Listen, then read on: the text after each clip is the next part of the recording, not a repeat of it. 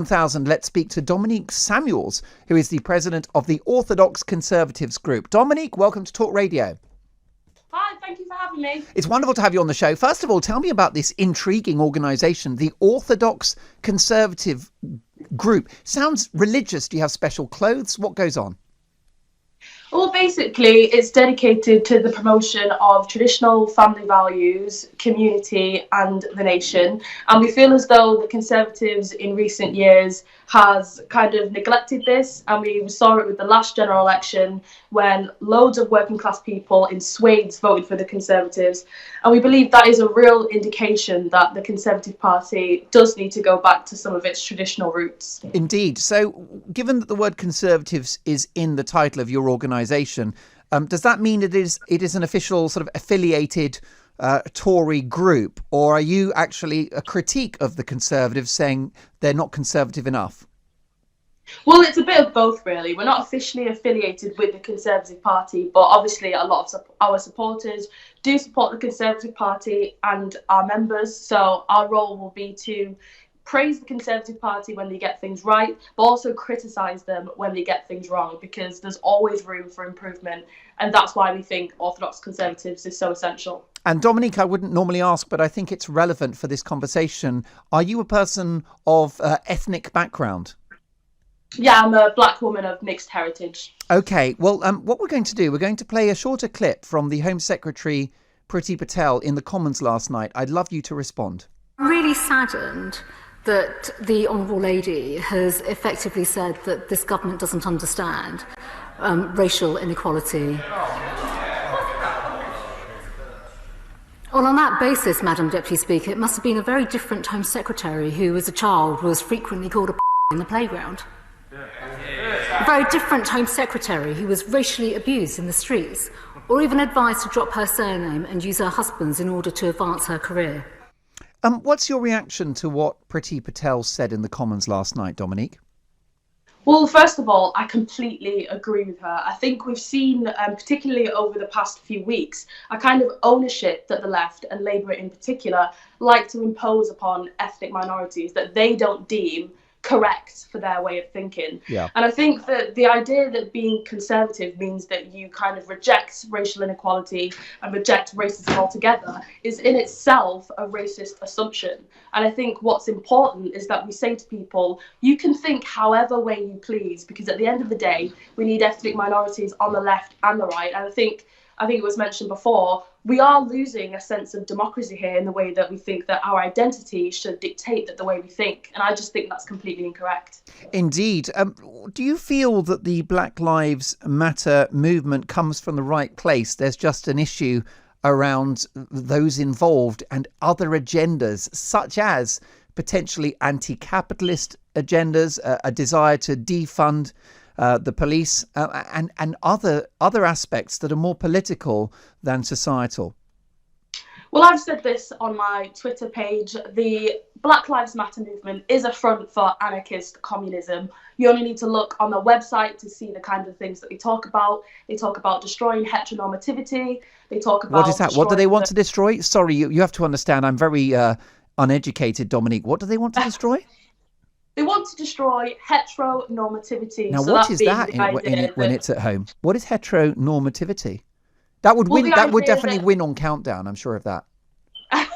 The idea that being heterosexual is the norm in society, right? And also linked with the idea of destroying this Western prescribed notion of the nuclear family. And if we look at many of the issues that actually impact Black people, it's the fact that we don't have enough fathers in the home, and that we don't have enough of the nuclear family in our community, which leads to loads of these problems. Now, look, Black lives do matter. The people that are using this phrase, I think, are a bit misguided and don't know the real place that this organisation is coming from. And in my opinion, it is just a front for communism, and it's using Black people to do it. Right. What do you think about those other Black people who might describe you as a traitor to the cause just by being a Conservative? Well, I don't know if you know this, but I was on Sky the other day, and in response to a question about the number of black people or the lack of black people in the cabinet, I asked, what does it matter? And for that, I was called an Uncle Tom, a race traitor, called all of the names under the sun. That's deeply offensive. It's deeply offensive, and I have to say that the idea that I have to have someone in a position of power that looks like me to be represented, I think that in itself is racist. That's not saying that black people shouldn't be represented everywhere, because I think that they should, but it's whittling down the idea of representation and the idea of democracy to simply the colour of someone's skin. And that's just not how it works in this country, and that's the point I was trying to get across. And Dominique, what is your view of direct action such as the tearing down of a statue of a slave trader in Bristol? Clearly, I think perhaps a figure of history that has a case to answer. But what's your view about the direct action of tearing it down and lobbing it into the river? Well, look, I'm not going to sit here and, defend the history of slavery, but in this country, it's a democracy. So that means when we want things taken down and when we want things changed, we petition, we try and win elections, we protest. We don't tear things down that we don't like. That's not how it works in this country, and it sets a very dangerous precedent, not only on this issue, but a range of issues that the left thinks they can get away with because they think that they have a monopoly over morality, and it's just not true. I wonder, Dominique, in terms of the way forward, most people are engaged with the idea of equality between the sexes. I have considered myself to be a feminist for as long as I can remember. Two older sisters, an extraordinarily powerful and brilliant mother who was an absolute role model to me growing up. So I hope, I'm sure at times I haven't been, but I hope I'm a feminist. How can we achieve such a similar attitude towards prejudice and racial inequality? What is the best system? Because the genders are seeing more parity now, and you have more women in the boardroom and in politics and across society. Obviously not as much as there should be, but there's been progress. How can we do that going forward for race?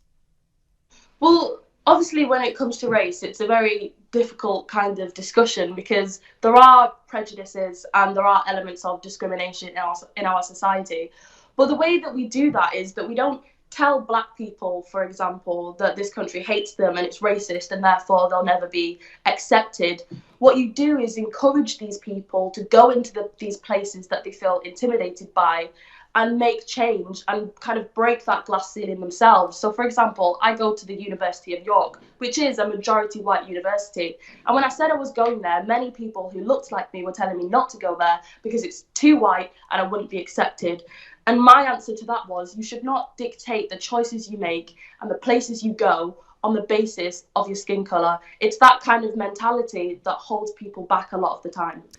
Always the most potent political opinions here at Talk Radio. My sincere thanks to Dominique Samuels, who spoke very passionately as the president of the Orthodox Conservatives Group. As a black woman, is she a traitor to the cause? How do we move forward and work towards parity between the races within our country and to eliminate prejudice and inequality based upon your background and your skin colour? Our poll today is very simple. Is identity politics killing democracy? A very strong response from you. 91.1. We're very accurate here. We're very precise.